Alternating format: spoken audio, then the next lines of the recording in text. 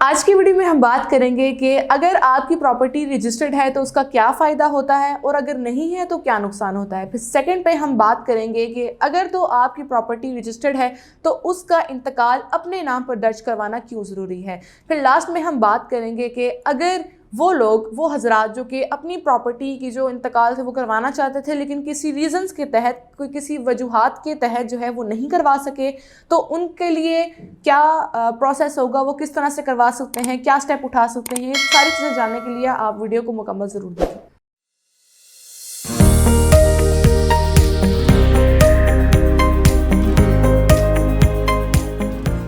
सबसे पहले तो हम बात करेंगे कि अगर तो आपकी प्रॉपर्टी रजिस्टर्ड है तो तब आपको क्या फ़ायदा होता है और अगर नहीं है तो फिर क्या नुकसान होता है।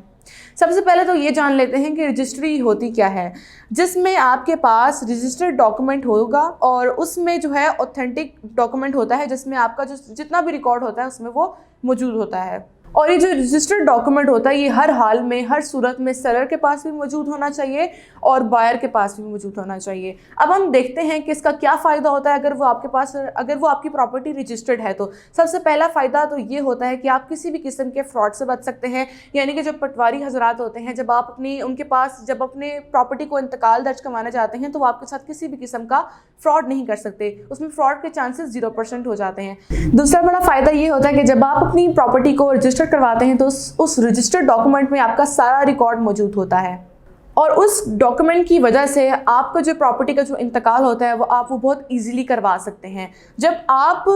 सिविल कोर्ट जाते हैं तो उसमें 99% आपका जो इंतकाल होता है वो नहीं टूटता और उसके अलावा जो आपकी जो रजिस्ट्री होती है वो कैंसिल नहीं होती। ये बहुत बड़ा एक पॉजिटिव पॉइंट है। उसके बाद हम नुकसान की बात करते हैं। अगर आप अपनी प्रॉपर्टी को रजिस्टर्ड नहीं करवाते तो उसमें नुकसान आपको ये सबसे बड़ा उठाना पड़ता है जब आप उस प्रॉपर्टी को सेल करने जाते हैं। जाहिर है जब उस प्रॉपर्टी की रजिस्ट्री नहीं हुई तो उसका इंतकाल भी आप दर्ज नहीं करवा सकते और दूसरा ये जब आप इसको सेल करते हैं अपनी प्रॉपर्टी को तो आप सेल नहीं कर सकते, उसको बेच नहीं सकते। और दूसरा बड़ा नुकसान आपके साथ ये होता है कि आपके साथ फ्रॉड हो जाता है बहुत बड़ा, जिसमें आपके पास 100% फ्रॉड के चांसेस होते हैं जब आप अपनी प्रॉपर्टी को रजिस्टर्ड नहीं करवाते। इसलिए जो आपका जो रजिस्ट्री का जो डॉक्यूमेंट होता है उसमें सारी जो डिटेल्स होती हैं आपकी प्रॉपर्टी से रिलेटेड वो मौजूद होती हैं। जबकि इंतकाल की बात करें तो उसमें इंतकाल का जो डॉक्यूमेंट होता है उसमें वो सारी डिटेल्स नहीं होती जैसा कि उसमें रजिस्ट्री के डॉक्यूमेंट में मौजूद होती हैं। फिर अब सेकंड हम बात करते हैं कि प्रॉपर्टी की रजिस्ट्री के बाद उसका इंतकाल अपने नाम दर्ज करवाना क्यों ज़रूरी है। अब अगर तो आपकी प्रॉपर्टी रजिस्टर्ड है आपके नाम पर लेकिन उसकी आपने जो इंतकाल है आपने अपने नाम पे दर्ज नहीं करवाया, चाहे आप उस प्रॉपर्टी को 2 साल के अंदर बेचें चाहे तो आप उस प्रॉपर्टी को 4 साल के अंदर बेचें, लेकिन ऐसी सूरत में क्या होगा कि आप उस प्रॉपर्टी को बेच नहीं सकेंगे क्योंकि वो आपने उस पर इंतकाल अपने नाम पर दर्ज नहीं करवाया हुआ। और ऐसी सूरत में वो जो रिकॉर्ड होता है वो पटवारियों के पास मौजूद नहीं होता है जिसकी वजह से आपकी प्रॉपर्टी बिक नहीं सकती। अब प्रॉपर्टी का इंतकाल यानी कि म्यूटेशन ऑफ प्रॉपर्टी जिसे कहा जाता है तो वो करवाना इसलिए ज़रूरी है कि आपका उसमें पूरा प्रोसेस मौजूद होता है और उस क्राइटेरिया के मुताबिक आपने उसकी अमाउंट जमा करवानी होती है। जब भी आप अपनी प्रॉपर्टी को इंतकाल करवाते हैं तो उसका प्रोसेस आपने उसको फॉलो करना होता है स्टेप बाय स्टेप, जिसमें आपकी एक रजिस्ट्रेशन फ़ीस हो जाती है, उसके बाद म्यूटेशन फ़ी होती है यानी कि प्रॉपर्टी के इंतकाल में जो फ़ीस आपने अदा करनी होती है, उसके बाद FBR के ज़ुमरे में जो जितनी भी टैक्स होता है आपने, अगर आप तो नॉन फाइलर हैं तो फिर 7%, अगर आप फाइलर हैं तो 2%। तो उस क्राइटेरिया के अकॉर्डिंगली आप जो है अपनी अमाउंट जमा करवाते हैं, उसकी जो फीस होती है वो आप जमा करवाते हैं, तो फिर आपकी जो प्रॉपर्टी होती है वो इंतकाल जो होता है वो आपके नाम दर्ज हो जाता है। अगर इसके चार्जेस की बात करें तो कि कितना खर्चा आ जाता है, आपको कौन से स्टेज पर कितनी % इसकी अमाउंट जमा करवानी होती है, तो इससे रिलेटेड जो इन्फॉर्मेशन थी वो हम ऑलरेडी जो है आपके साथ प्रीवियस वीडियो में हम आपके साथ शेयर कर चुके हैं। इन शॉर्ट मैं आपको फिर भी एक दफ़ा बता देती हूँ, जिसमें जो 1000 होती है वो आपकी रजिस्ट्री की होती है, 3% आपकी जो होती है वो प्रॉपर्टी की इंतकाल के वक्त जो आप फ़ीस अदा करते हो यानी कि म्यूटेशन ऑफ प्रॉपर्टी उसकी जो फ़ीस होती है वो आप जमा करवाते हैं। उसके बाद 1% जो आपका जो फ़ीस होती है वो तहसील कौंसिल या फिर ज़िला कौंसिल के ज़ुमरे में चली जाती है। कुल मिला के 4% हो गया, बाकी FBR आ जाता है, उसके अकॉर्डिंगली आपका टैक्स जो है कटता है 2% फाइलर पर, जबकि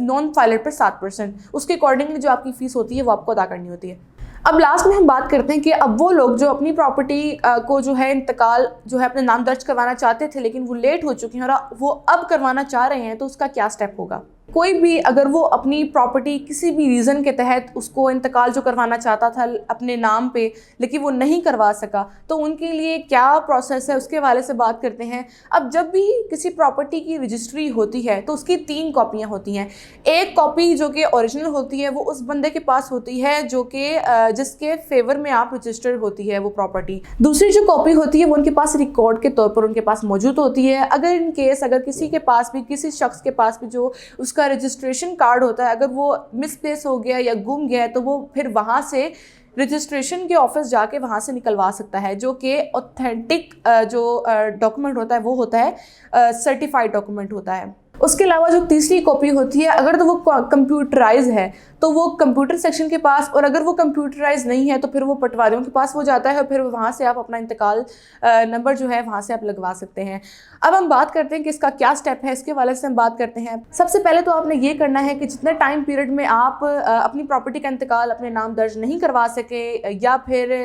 कोई रीज़न जिसकी वजह से आप नहीं करवा सके या आपकी प्रॉपर्टी का इंतकाल नहीं हो सका, तो आपने वो एक रिटन एप्लीकेशन के तौर पर आपने वो लिखनी है। आपने एप्लीकेशन पे अपनी रीज़न लिखनी है, और उसके अलावा आपने क्या करना है कि अपनी जो सर्टिफाइड कॉपी है, यानी कि जो रजिस्ट्रेशन जो कॉपी है, आपने वो निकलवानी है और वो उसके साथ अटैच कर देनी है। आपने रिटन एप्लीकेशन जो आपने लिखी होगी उसके साथ आपने अपना जो सर्टिफाइड कॉपी है वो आपने उसके साथ अटैच करनी है, यानी कि जहाँ पर आपने रजिस्ट्री करवाई हुई है। तो आपने क्या करना है कि अगर वो आप रजिस्ट्री जो सर्टिफाइड कॉपी है, अगर तो वो आप रजिस्ट्री ब्रांच से निकलवा लेते हैं, तो उसके बाद आपने क्या करना है कि वो देना है आपने डीसी को। अगर तो वो कंप्यूटराइज नहीं है तो ऐसी सूरत में क्या होता है कि डीसी उसको मार्क करेगा, देन वो तहसीलदार को देगा, फिर उसके बाद वो जाएगा पटवारियों के पास जो कि इस डॉक्यूमेंट को वेरीफाई करते हैं, उसकी वेरिफिकेशन करते हैं कि क्या इसकी रजिस्ट्री हुई हुई है कि नहीं हुई हुई, किस दिन हुई है। तो ये सारी डिटेल्स वो देखते हैं, चेक करते हैं, उसको वेरीफाई करते हैं। अगर तो ये कंप्यूटराइज नहीं है तो ऐसी सूरत में क्या किया जाएगा कि दे दिया जाएगा ADLR को, यानी कि असिस्टेंट डायरेक्टर लैंड रेवेन्यू को दे दिया जाएगा। अगर आपका रिकॉर्ड वहाँ मौजूद है तो फिर आपको इंतकाल नंबर जो है वो आपको दे दिया जाएगा, फिर आप अपनी प्रॉपर्टी का इंतकाल जो है आप करवा सकते हैं, आपको इजाज़त दे दी जाती है। अगर तो आपका मौजा कंप्यूटराइज है तो ऐसी सूरत में क्या होता है कि आप कंप्यूटर सेक्शन से जाके अपना फॉर्म निकलवाते हैं, जिस फॉर्म में सारा रिकॉर्ड आपका मौजूद होता है, और फिर ADLR रिकॉर्ड तलब करेगा और फिर आपको इंतकाल नंबर दे देगा, यानी कि आपको इंतकाल जो है अपने नाम पर दर्ज करवाने की इजाज़त दे देगा, फिर आप अपनी प्रॉपर्टी का फ़र्द निकलवा सकते हैं। उम्मीद करती हूँ कि आपको वीडियो ज़रूर पसंद आई भी होगी। ऐसी इन्फॉर्मेटिव वीडियो के लिए आप हमारे चैनल को सब्सक्राइब अभी कर दें ताकि आप तक ऐसी अपडेट्स पहुँचती रहें।